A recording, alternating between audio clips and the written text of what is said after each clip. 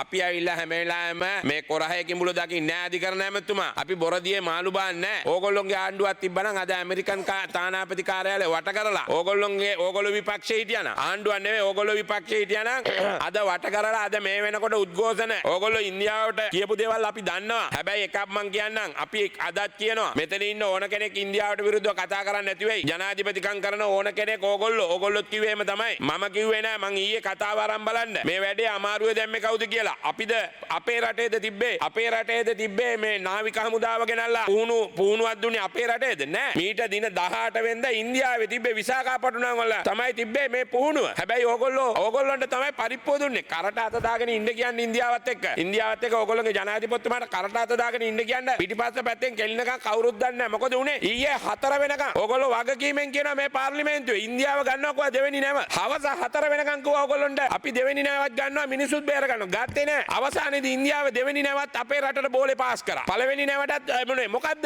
අපේ රටේද පුහුණුව තිබ්බේ. අපේ රටේ පුහුණුවක් නෙවෙයිනේ දුන්නේ. ඉන්දියාවේනේ තිබ්බේ. ඉන්දියාවේ මීට තල්ලු කරලා එව්වා. ඒ උප එකෙන් තමයි උනේ අන්තිමේදී අවසානයේදී දෙවෙනි නැව.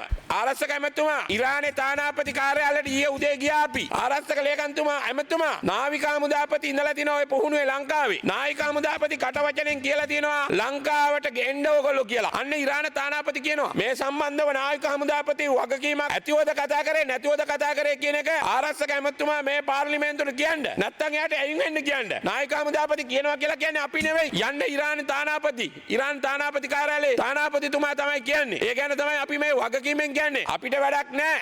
අද ඉන්දියාව කියන්නේ මොකද්ද? පොඩි රටක්ද? ඉන්දියාව කියන්නේ ලෝකේ තියෙන රටවල් පහෙන් එකක්.